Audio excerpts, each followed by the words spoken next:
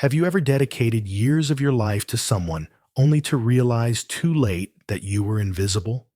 Meet James Weller, a composed and driven 42-year-old CEO in Chicago, and his steadfast secretary, Elena Cruz, who quietly kept every detail of his world in perfect order. They shared 5 years of silent routines, unspoken trust, and mutual reliance until one morning. James discovered an email waiting in his inbox, Elena's resignation.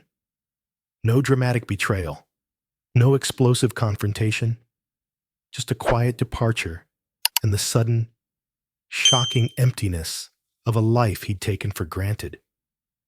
Imagine losing your most reliable anchor, not because they failed you, but because you never truly saw them. What would you feel? Regret, confusion, a desperate urge to turn back time. This is their story, a journey of missed chances, unvoiced gratitude, and the fragile beauty of getting seen. It's about discovering that love and respect take more than actions, they demand voices. If you've ever been the silent force behind someone's success or longed to be noticed, stay with this story. We promise to lead you through every emotion, every twist, and every moment of healing. Like, share, and subscribe to begin this heartfelt journey with us.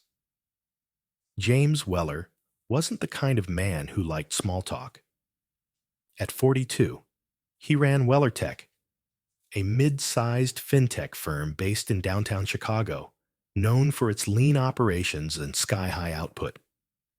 His days were measured in meetings, memos, and market forecasts clean, efficient, predictable.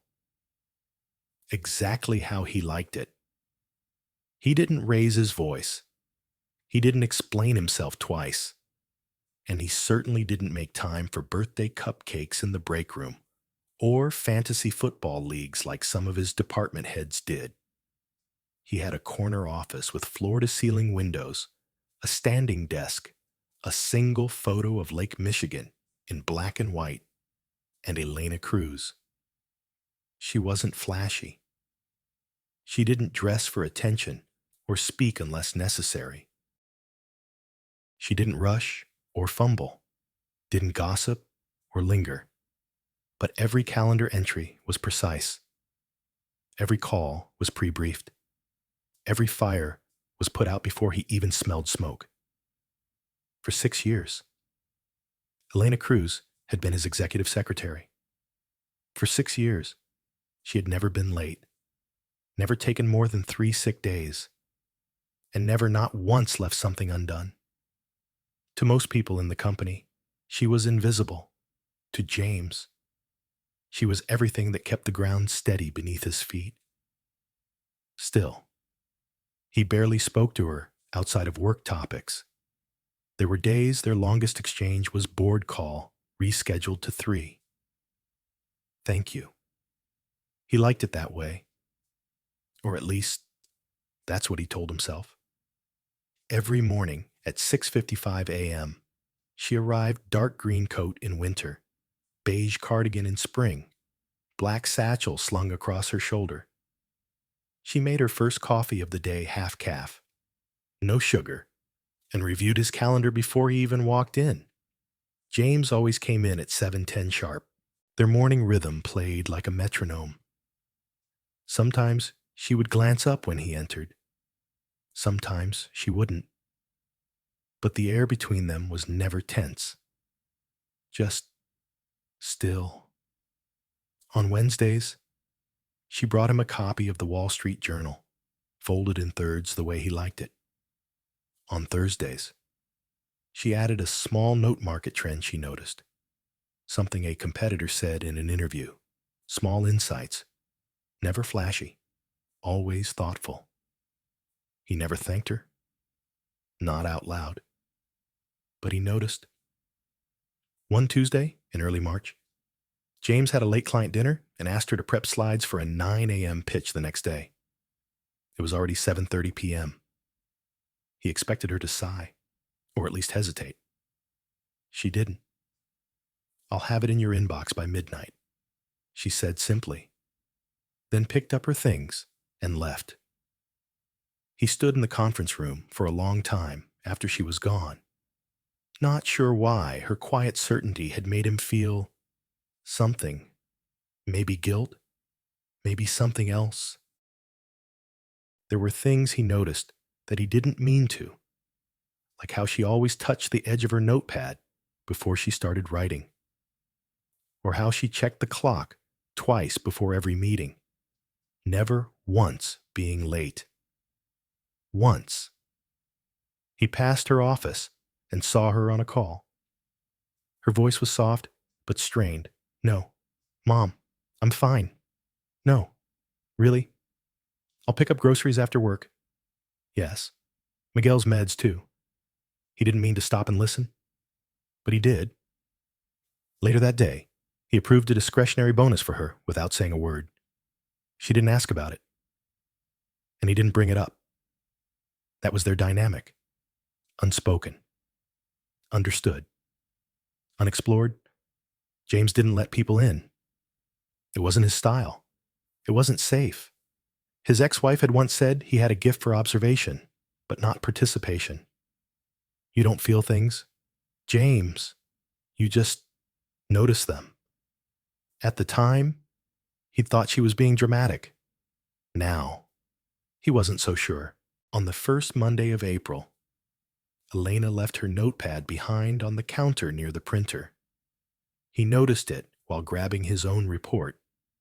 The top page was a simple to-do list. But at the bottom, in her neat, slanted handwriting, was one sentence that stopped him. Stillness is not absence, it's waiting. He stared at it longer than he meant to, then carefully closed the cover and placed it back on her desk. She never mentioned it, and neither did he. It was a Thursday when she placed the small box on his desk. No card, no ribbon, just a square of brown craft paper and a single paperclip holding a note that read, "Happy birthday, Mr. Weller." James blinked at the package as if it had arrived by mistake. He didn't tell anyone about his birthday. Not out of secrecy, but because celebrations made him uneasy. He wasn't built for candles or cake. He didn't like surprises. And yet, here it was. He glanced toward the glass wall. Elena was at her desk, typing something into her tablet, calm as ever. He didn't ask how she knew. He didn't open it either. Not right away. The day passed in a blur of calls and reports. 2 investor check-ins, a compliance meeting, lunch at his desk. Around 5:15, the office started to quiet. Most departments were emptying out. From his chair, he could see the lights dimming floor by floor across the adjacent buildings. He looked at the box again. Eventually, he opened it. Inside was a slim hardcover book, the kind of print you'd only find in a local bookstore, not on bestseller lists. Its title, "The Stillness Between Notes," was printed in soft gold script. There was no inscription, just one dog-eared page marked with a small piece of washi tape. He opened to it. A single line was underlined in pencil. Sometimes, the people who listen the quietest hear the most. James closed the book gently. He didn't know what to do with the weight in his chest. The next morning, he placed the book in the second drawer of his desk. Not hidden, but not exactly on display either. When Elena walked in, he said nothing. She didn't bring it up. That was their way. The weekend came and went.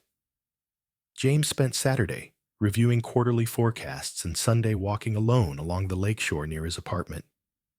He passed couples walking dogs, teenagers on bikes, an old man sitting on a bench feeding sparrows. Normal things. Things he once did with someone. Helen used to love spring mornings. She'd drag him to open-air markets and make him try artisanal cheese. She left when she realized he didn't laugh anymore. Not really. It's like you're living behind glass, she'd said. He hadn't argued. He just watched her leave. Monday morning. Elena brought in a new kind of coffee, something spiced, with cinnamon maybe. She didn't explain the change, but when he took a sip, he didn't hate it. Cuban blend, she offered casually. He looked up. It's good. Glad you think so. It was a four-word exchange, but it stayed with him all day. That afternoon, he had a brief with the CFO that ran late. When he returned to his office, a Post-it note sat on his keyboard. Don't forget the 6:30 call with Berlin. Next to it was a fresh cup of his usual coffee, still hot. He looked toward her desk, but Elena wasn't there. She'd stepped out, perhaps to the restroom or the printer. He sat down, took a sip, and felt something he hadn't felt in a long time. Not comfort, not even gratitude. Something softer, something like being seen by Thursday. The book she'd given him was still in the drawer. He hadn't read past the marked page. Not because he didn't want to, but because he wasn't sure what it meant that she gave it to him in the first place. Was it kindness? A hint did she think he was lonely? He was. But he wasn't ready to admit that to her. Or himself. Friday evening. The office was nearly empty again. James stepped out of his office and saw Elena gathering her things. She wore a navy blue coat, slightly faded at the cuffs. Her hair was down rare on work days, and she had a tiredness in her eyes he hadn't noticed before. Heading out, he asked. She looked up, a little surprised. He'd spoken first. Yes. My mom has a doctor's appointment early tomorrow. Everything all right? There was a pause. Then she nodded. Just routine. But, thanks. He gave a slight nod. She turned to leave, then hesitated. I hope you like the book, she said quietly. James looked at her, really looked, and for once, let himself feel the pull of the moment. I did, he said. I haven't read much of it yet. But that line you marked stayed with me. She smiled. Not big, not bright. But it was real. That's enough, she said. And then she was gone. And James didn't feel quite so behind glass anymore. Monday morning came. The building hummed to life with the usual rhythm elevator chimes, keyboard clicks, the soft hiss of coffee machines. Spring sunlight spilled through the tall windows of Weller Tech, casting long slants of light across polished floors. James arrived, as always, at 7:10 sharp. But her desk was empty. No coat in the back of her chair. No half-drunk coffee steaming beside her notepad. No quiet shuffle of papers. No faint tapping on her tablet. Just stillness. Not the usual kind. Not Elena's kind. Real absence. He stood in his office doorway longer than he meant to, eyes fixed on the vacant seat. Then, without a word, he walked to his desk. By 7:45, he had reviewed his inbox twice. By 8:00, he'd refreshed the internal chat 3 times. Nothing. At 8:15, he called Grace at reception. Has Ms. Cruz checked in this morning? No, sir, Grace replied. But she called late last night. Said she needed to take a few days off. Family emergency. James nodded, though no one could see him. Did she say anything else? No. Just that she'd handle any reschedules remotely if needed.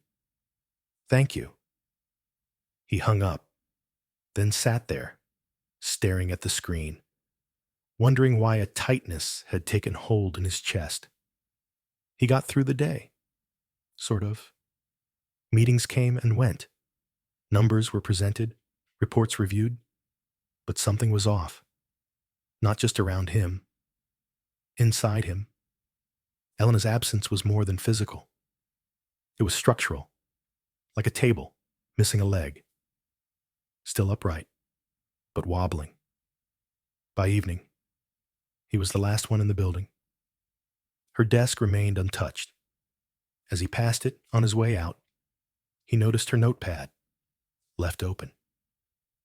Just one sentence written across the top of the page. Back soon. Be kind to your coffee. It's not its fault. He exhaled a short breath of air, something between a laugh and a sigh. Then went home. Tuesday came. Then Wednesday. Still no Elena. James found himself staring at the elevator each morning, as if she might step out and everything would feel normal again. But she didn't.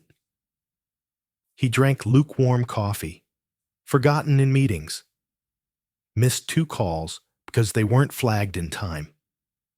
A vendor delivery got rerouted. HR filed a complaint about a misrouted salary update. Small things, but they added up. And James realized how much she had quietly handled, absorbed, smoothed, how much she had protected him from the noise of the world. He found himself walking slower past her desk, noticing how silent the office felt without her presence, not her voice, but her being. That night, around 11:00 p.m., he sat in his apartment with a tumbler of bourbon and opened the book she'd given him, The Stillness Between Notes. He read 5 pages, then 10, then 15. It wasn't just about music. He realized it was about people, about moments that live in the pauses, about how we often miss the most important notes because we're too busy chasing the loud ones. He closed the book slowly and wondered if that was what he had done with Elena. By Thursday morning, James had memorized the shape of her absence. He had no meetings until 9:30. The quiet gave him too much time to think. So at 7:42 he opened a new email, typed her name in the to field. He stared at the blinking cursor, then typed hope. Everything's all right? Let me know if there's anything I can do. He hovered over send, then deleted the message. Not because he didn't mean it, but because he wasn't sure if it would be welcome. He wasn't used to not knowing how to reach someone, especially not someone who, until this week, had been within arm's reach for nearly every moment of his working life. That afternoon, Grace stopped by his office with a message. Elena called in, said she'll be back Monday. James nodded. Thanks. But what he wanted to ask was, did she sound okay? What he wanted to say was, tell her I hope she's all right. But he said neither, because James Weller didn't ask about people. He didn't reach, not until they were already gone. He stayed late again that night. At 9:17 he walked past her desk one more time. He sat in her chair, just for a moment. The seat was warm from memory, and he let himself feel the ache of something he couldn't name. Yet, Monday morning. The city was still shaking off the chill of early spring, but the sidewalks were dry, and the sun broke clean through the glass facade of WellerTech. James arrived, as always, at 7:10. But this time, her coat was on the back of her chair. A half-full cup of coffee sat steaming beside her tablet. There was the soft clack of keys, the faint rustle of a page turning. Elena Cruz was back. She didn't look up when he walked in, but she didn't need to. The rhythm was already restored. Or so it seemed. James paused by her desk longer than usual. His hand hovered near the glass wall of his office. Then, without saying a word, He stepped inside and closed the door behind him. He didn't know what he'd expected, that she'd be smiling, that she'd say something, that the silence would feel like home again. It didn't. Not this time. The day moved in pieces. She handed him his schedule, updated a report, forwarded a client summary. Everything as precise as ever. But something had changed.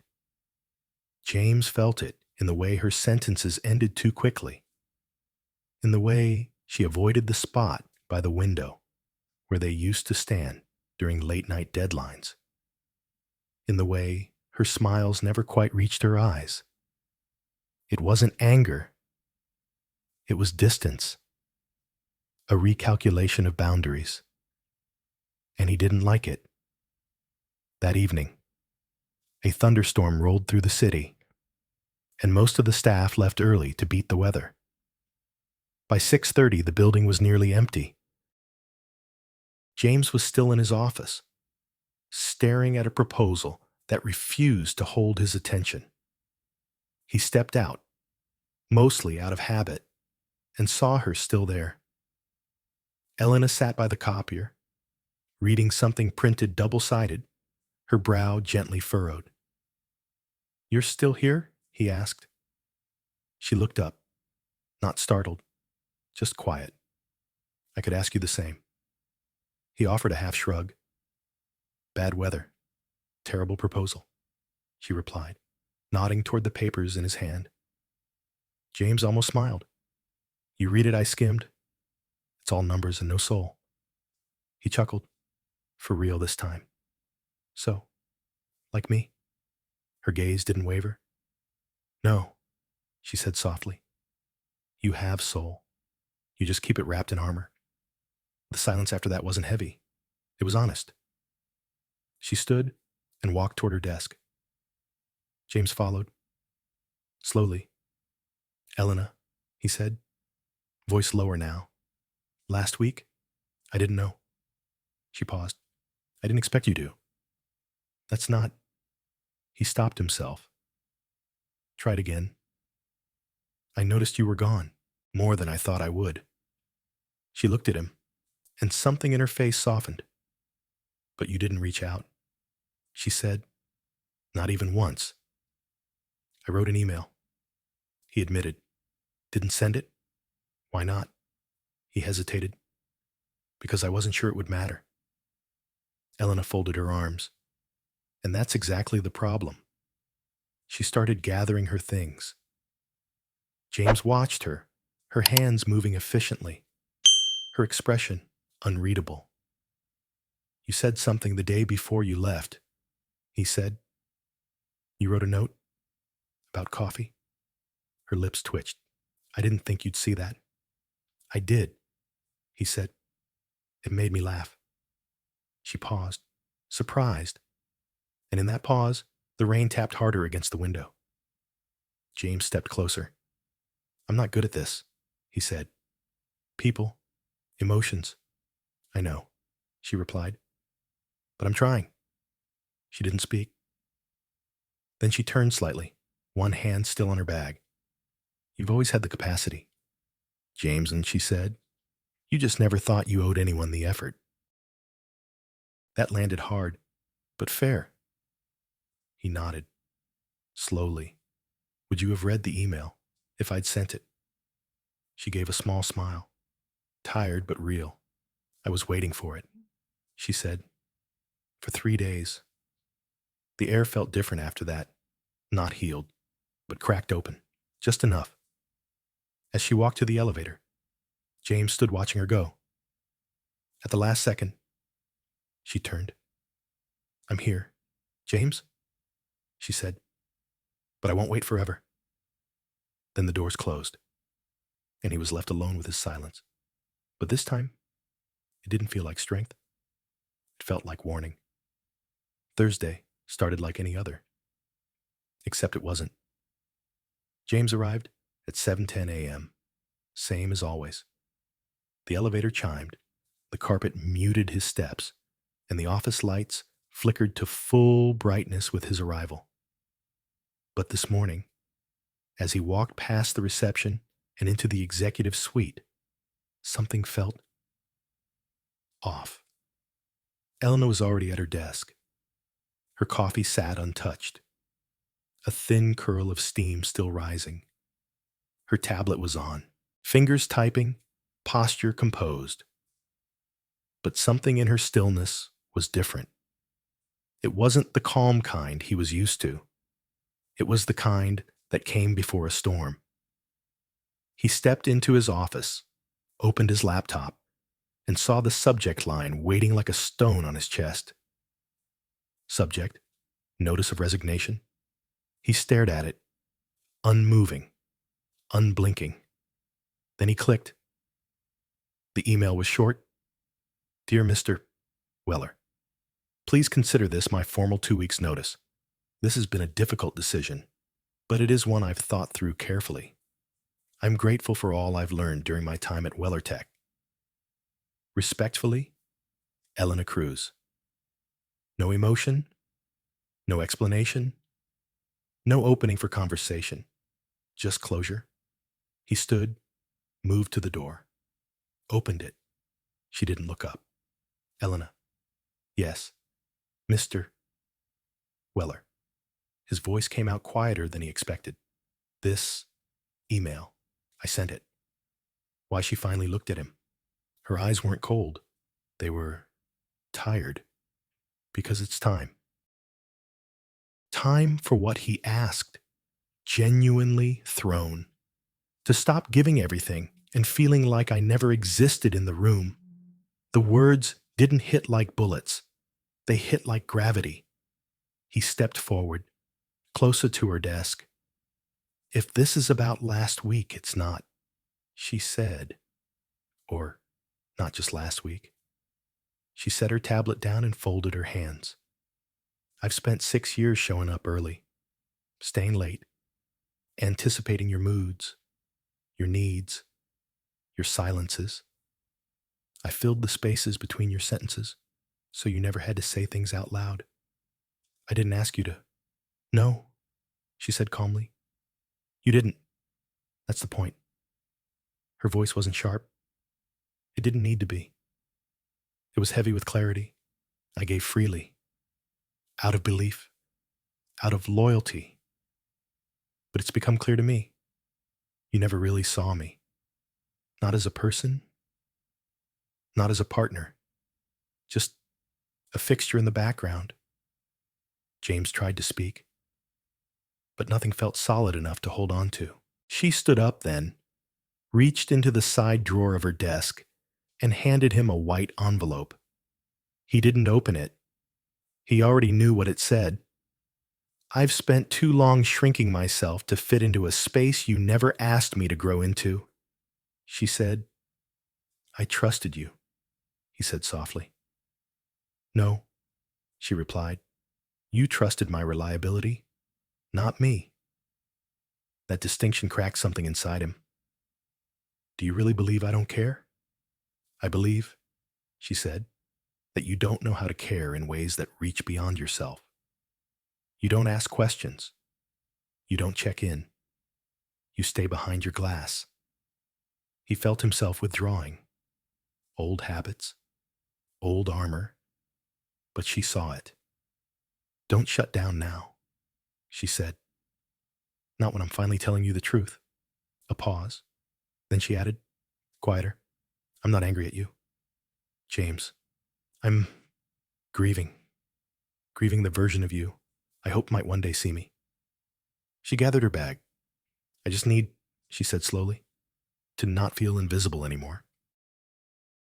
And with that, she walked toward the elevator. He stood frozen, the letter heavy in his hand. He watched the doors close around her and realized he didn't even know what floor she lived on. The rest of the day unraveled like thread. He answered emails, attended meetings, said the right things. But none of it felt real. Everything was muffled, too bright, too loud, too meaningless. He found himself staring at her desk, at the chair pushed in too neatly. At the small framed photo of her mother and brother she'd always kept tucked behind her monitor. At the empty space where her presence had always steadied the room. That evening, long after the last intern had left, he wandered past the copier where she had once joked about how paper jams were just printers having breakdowns. He paused at the staff kitchen and opened the cabinet where she kept her tea. Only 3 packets left. He didn't take one. He just closed the door and leaned against the counter. Then, quietly, he said the words no one heard. "I didn't want you to leave." Later that night, in his apartment, high above the lake, he poured himself a drink he didn't touch. Instead, he sat in front of his laptop and opened the blank document again. This time, he typed, "You were never invisible. Not to me. I just didn't know how to step out of the walls I'd built. I don't know if this changes anything. But I need you to know I noticed everything. I just didn't know how to say it in time." He read it over. Then again. He didn't send it. But he saved it. Because for the first time, James Weller didn't want to erase the truth, even if it was too late. The days that followed Elena's resignation passed not like time usually does in an office built on structure and routine, but more like slow-moving fog drifting in and out of a man's mind who'd only just begun to understand the full cost of what silence could do not just to others, but to himself, to the very fabric of what he once believed made him strong. James still arrived at 7:10 each morning, still adjusted the blinds to let in a precise sliver of light across his desk, still nodded curtly to Grace at reception, still opened his laptop with the same methodical rhythm he'd honed over 2 decades in corporate leadership. But something fundamental had shifted beneath the surface. Something invisible yet loud. Something small but unrelenting. Like the way a door creaks slightly ajar in an otherwise empty house. It wasn't that Elena's presence had been loud or demanding, if anything.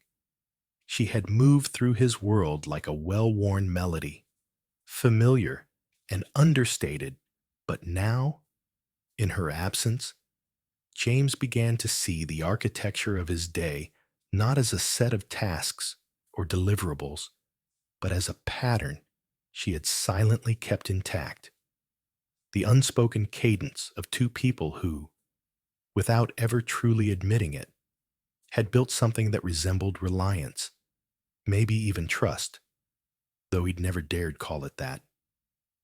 He noticed the things that didn't happen anymore, the missing briefings that had once quietly appeared on his desk at precisely the right moment, the absence of small, sticky notes reminding him of meetings, or people's birthdays, or the way Elena used to slide a document into his hand before a presentation.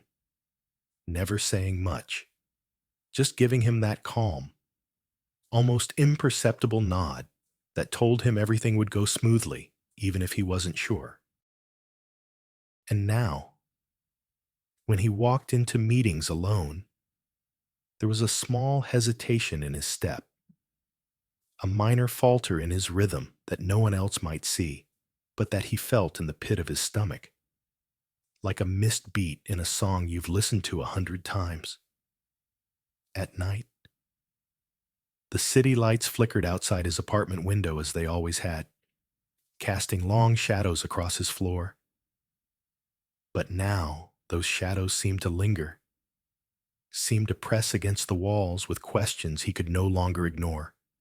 Questions about who he was when no one was watching, about why he had built a life so meticulously that there was no room left for anyone to fit inside it.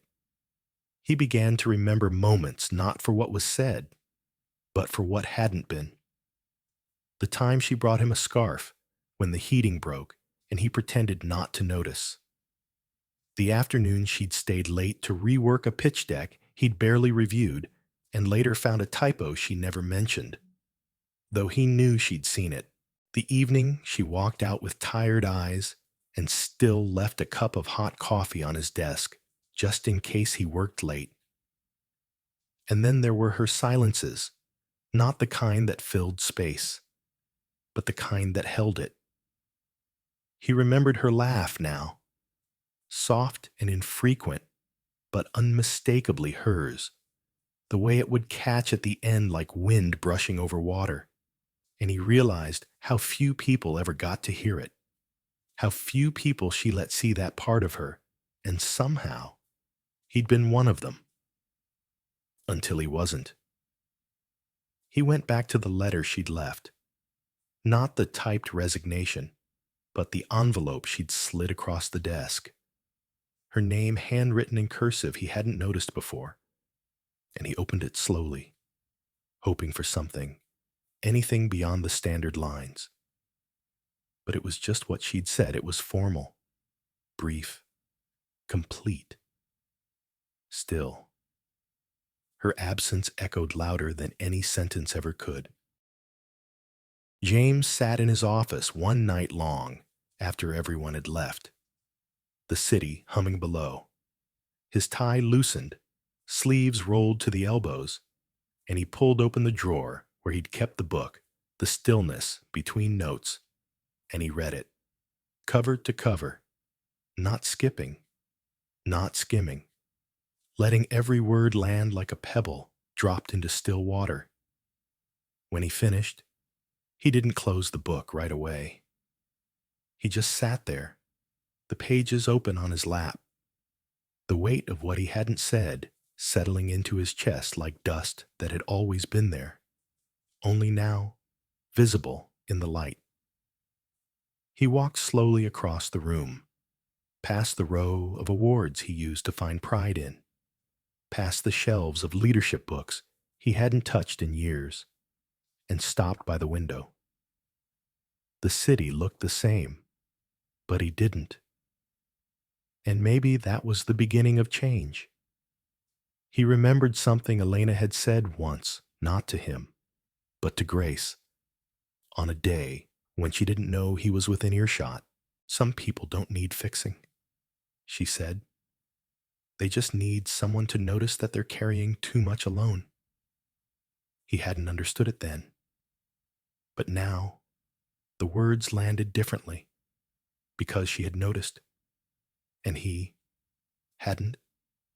Or if he had, he'd buried it beneath a veneer of professionalism, of distance, of safety. But safety without connection wasn't strength. It was just loneliness dressed in a suit.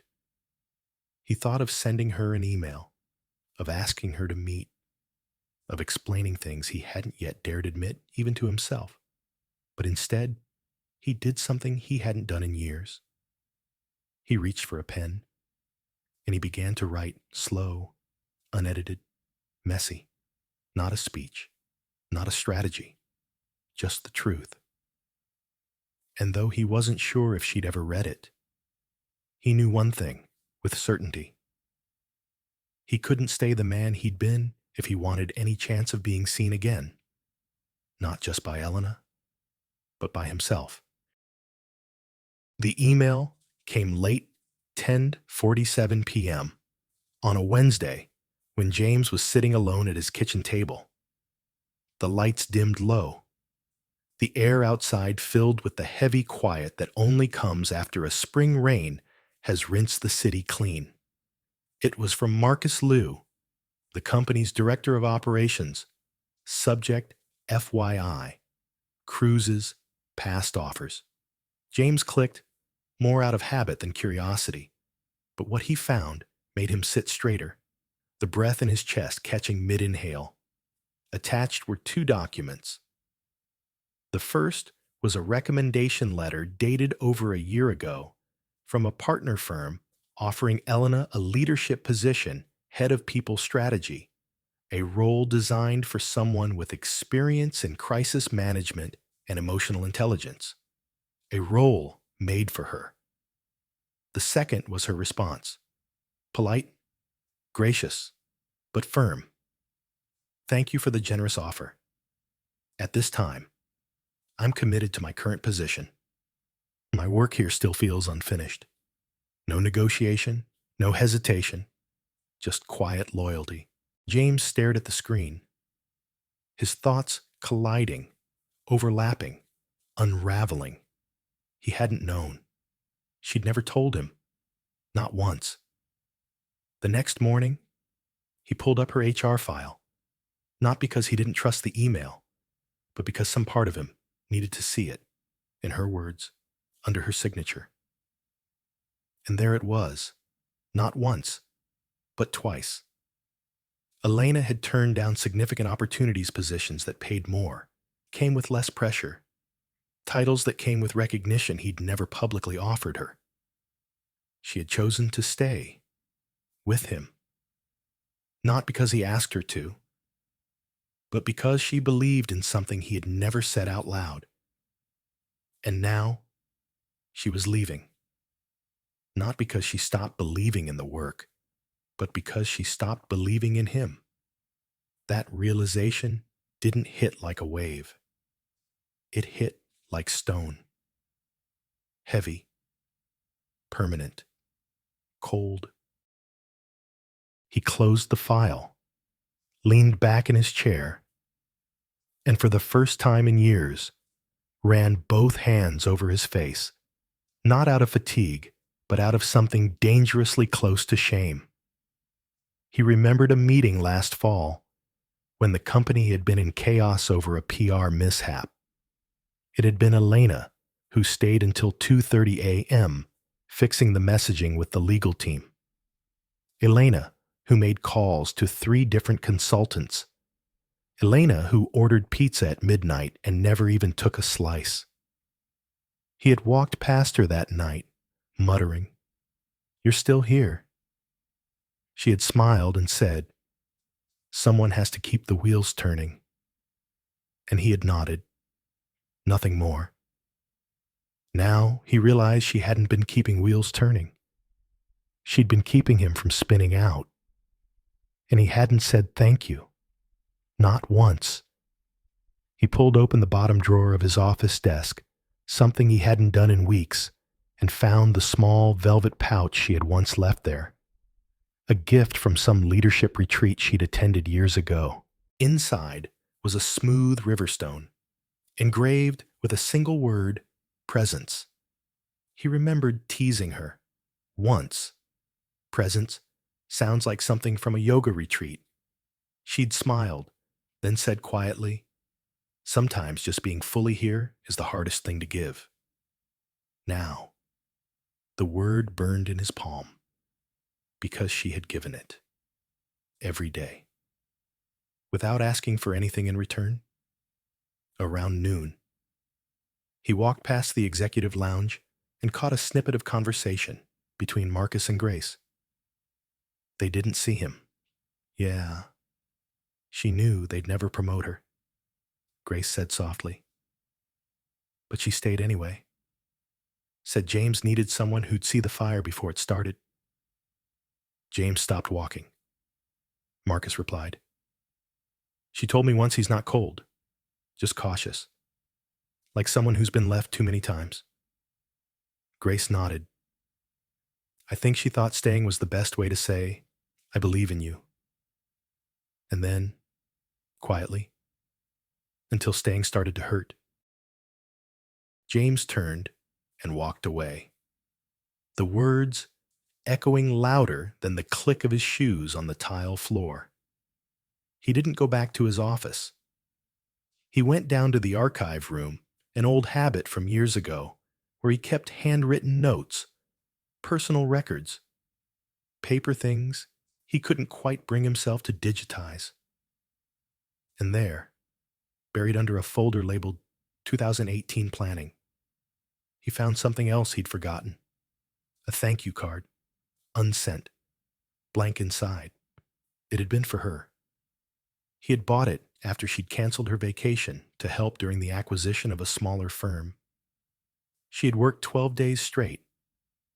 slept in the office once. He'd intended to write something, but never did. And somehow, that empty card felt more honest than any apology he could offer now. That night, he didn't sleep. He sat by his window, watching the streetlights blur into each other. He thought of the way Elena used to pull her sleeves over her wrists when the AC ran too cold, the way she tapped her pen twice before making a phone call, the way her laughter wasn't loud, but certain, like a sound that had been earned, not gifted. He thought of how she had chosen to stay, not out of obligation, but out of belief, and how, slowly, silently, painfully, she had chosen to leave, because even belief, when left unanswered, begins to feel like foolishness. And now, all he had were echoes, echoes of what he hadn't said, echoes of what she never demanded, and the growing, unbearable weight of knowing. She had seen him, truly seen him. Long before he even knew how to look back, he didn't know what he was going to say. That truth settled in his chest as James stood in front of a modest brownstone on the north side of Chicago. Elena's address scribbled on a folded sticky note in his coat pocket. He had found it in the employee file, something he hesitated to open for hours, hovering over the system, fighting every instinct that told him this was crossing a line. But by then, silence had already done enough damage. He stood there for 5 full minutes, staring at the intercom, heart loud in his ears, the cold air brushing against his neck like it was daring him to speak. Then, finally, he pressed the button. A crackle. Then her voice. Hello for a second. He almost stepped back, but then Elena. It's James. A pause. Long enough to feel the weight of every unsent email, every unspoken word. Then, calmly, I wasn't expecting you.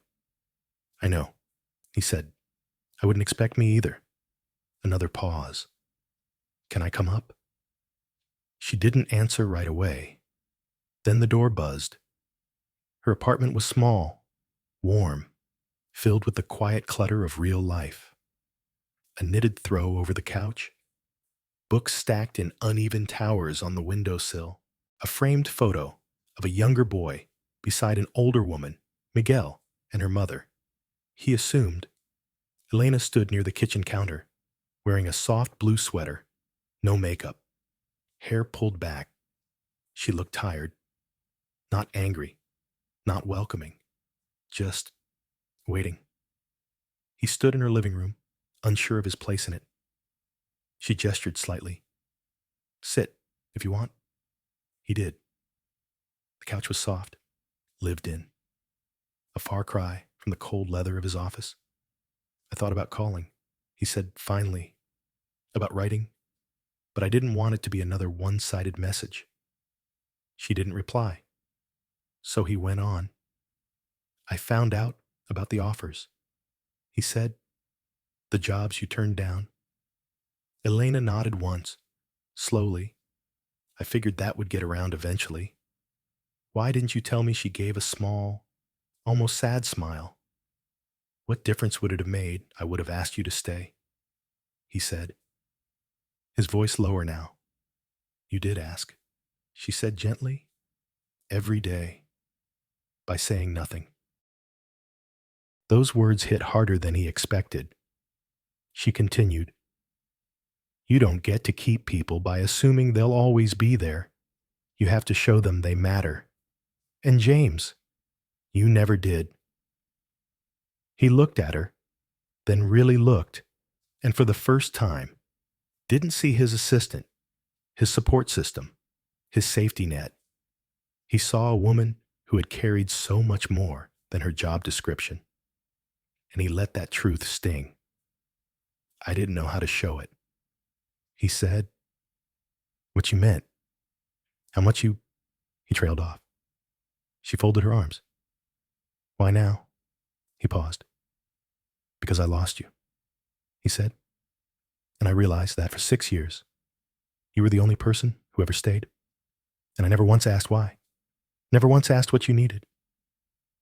Her expression shifted, not softening, but listening.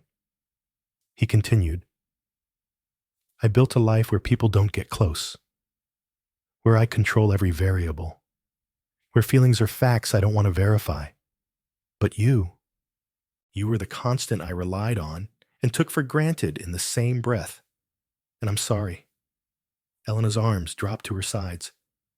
I didn't want a grand apology. James, I wanted a moment, any moment where I felt seen. I see you now. Do you? Yes, he said, voice steady. And I know that might not be enough. They sat in silence then. Two people with history, but no future at least. Not yet. Finally, Elena spoke. Why did you come here? He took a breath.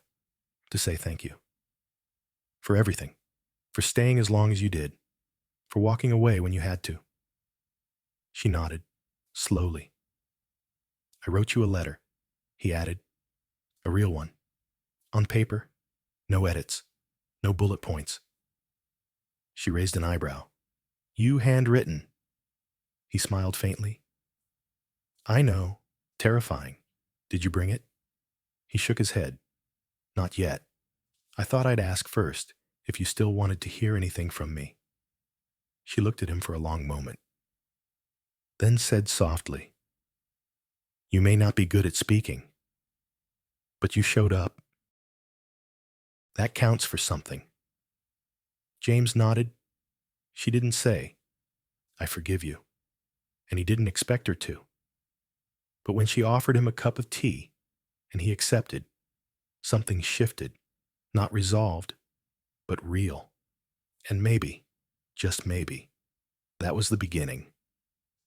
He wrote it late on a Sunday, not at his desk, not in a notebook with margins and structure, but on a plain sheet of paper from a hotel stationery set he found in a drawer. Something about the impermanence of it felt right, like the words weren't meant to last forever, just long enough to be seen. No headers, no drafts, just ink and truth. Elena, I'm not good at this. You know that. You've always known. I write strategy decks, financial forecasts, press releases, not letters. But here I am, pen in hand, trying to say the things I should have said when it mattered. You weren't invisible. You were the quiet force behind everything that worked in my life. You kept the floor beneath me steady when I didn't even realize I was falling. And I didn't say thank you. Not once. Not out loud. I've spent a long time confusing distance with dignity. I thought being composed meant being strong. But now I see how easy it is to hide behind silence and call it control. The truth is, I noticed. Every small thing. The way you paused before saying hard things. The way you remembered I liked my coffee without sugar, but with just enough heat that it never felt cold, even when I did. The way you stayed. When others left. The way you left. When I stopped giving you a reason to stay. You turned down other jobs. I know that now. You believed in me. Even when I made it hard to believe in anything. And for that, I don't have the right words. Just this apology. I'm sorry I let you carry the weight alone. I'm sorry I never asked how heavy it was. I'm sorry I never told you what you meant. And I'm sorry that it took losing you to realize how much I depended on your presence, your quiet, constant, unwavering presence. I didn't love you the way you deserved. I loved you silently, from behind my armor. I thought that was enough. I know now it never is. You once said that people don't always need fixing. They just need to be seen. I see you now. Elena, I see the woman who gave more than she took, who asked for nothing and deserved everything, who walked away, not out of anger, but out of self-respect. I don't know if this changes anything. I'm not asking for forgiveness or for a second chance. I'm just asking you to know that I am not the man I was. And if ever you find your way back to where we once stood, I promise to meet you there with words this time and with heart. Always, James. He folded the letter slowly, not rushing the creases, as if the paper might bruise. He didn't put it in a company envelope. No logo, no formality, just her name, handwritten, Elena Cruz. He left it on her desk, Monday morning, early, before anyone else arrived. She wasn't there yet. The sunlight hadn't even touched the floor. But he placed it gently beside her keyboard, the one she used with such grace, such quiet skill, and walked away. No expectations. Just truth, laid bare. Monday morning. The office carried an eerie calm, almost as if the walls themselves were waiting.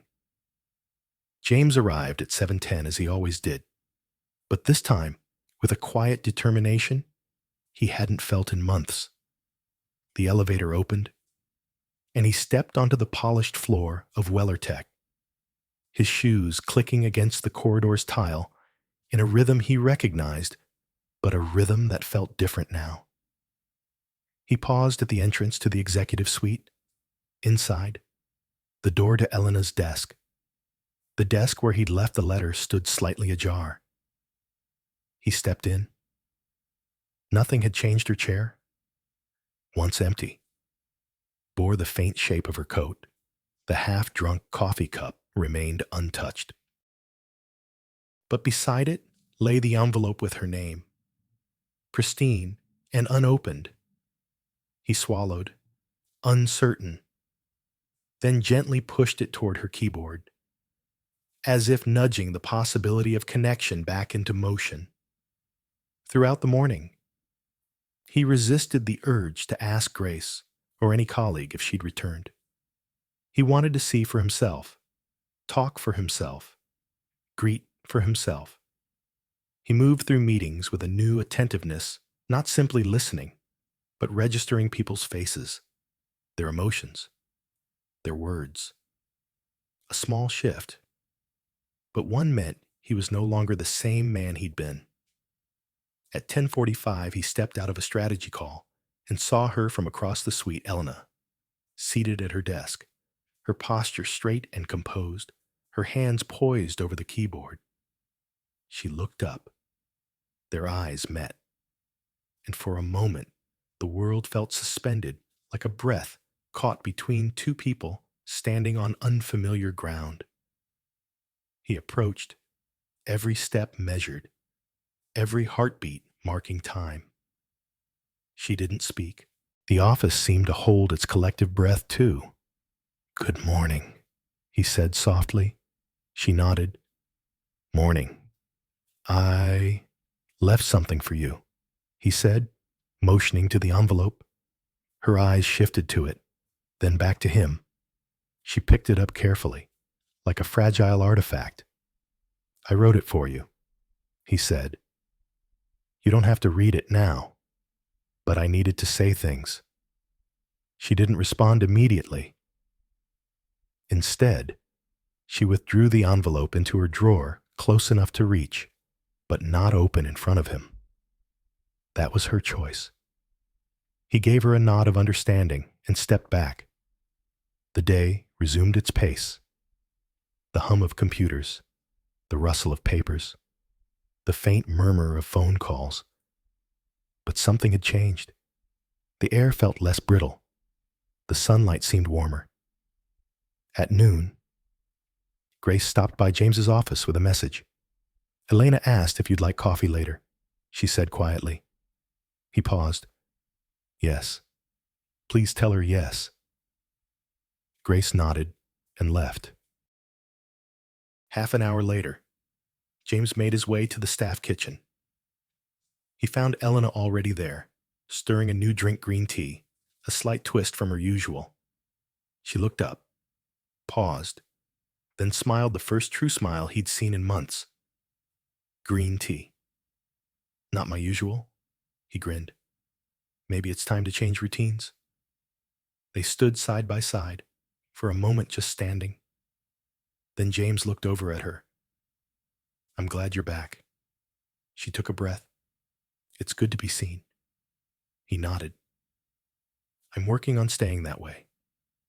They talked quietly, slowly about small things, the new office plant, a pending project, the upcoming spring fundraiser, conversations they'd never had before, not because they couldn't, but because they never gave themselves permission to.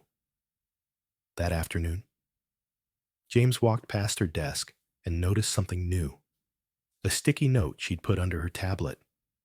It read, "Remember one day at a time." He smiled softly and didn't disturb it. Weeks passed after that. The office found a new balance. James still arrived early. Elena still prepared his mornings. But now there was warmth. A genuine exchange, a thank you for a favor. A how was your weekend from him. Small things. True things. One Friday evening, 2 months later, the office held another gala this time, celebrating a successful acquisition. James walked past the crowd, silent and steady as always. But his eyes settled on Elena, who stood by the piano playing soft notes for a colleague's child. He walked over, tapped her gently on the shoulder. May I? She paused, handed him the music sheet, then stepped aside. He began to play a familiar tune from their early days, Moonlight Serenade. Fingers hesitant at first, then flowing into the melody, honoring the silence they both understood. She listened. Their eyes met again, warmly this time, without distance. In that moment, under the chandelier's glow, time felt forgiving. The music ended, applause, but they didn't need it. They both knew this was for them. Not every story needs a grand finale. Sometimes, the most powerful healing comes with a single choice to show up, to speak truth, to stay in the room long enough for connection to bloom again. James and Elena's story reminds us that being seen is not a luxury, it is a necessity. That words, once spoken, can mend walls. That even the quietest love may find its voice, if we dare to listen. So before another day passes, think about who's standing beside you unnoticed, yet indispensable. Say the words, share the truth, be present. Because sometimes, the most important melody in our lives is the one we nearly skipped. In life, we often move through our days focused on doing, fixing, achieving. We check off lists, fulfill duties, and quietly care for others sometimes, forgetting to speak the words that matter most. She Was Just His Secretary is more than a love story. It's a reminder that silence can be as powerful as speech, but also as dangerous. James Weller's journey shows us that even the strongest bonds can fray when appreciation is left unspoken, when help is given without consent, and when trust is assumed but never confirmed. For those of us with years behind us, we know how fleeting time can be. This story gently asks, when was the last time you truly saw someone and told them what they meant to you? And more importantly, when was the last time you allowed yourself to be seen? Let this be a call to reconnect, to reach out with honesty, to choose presence over pride.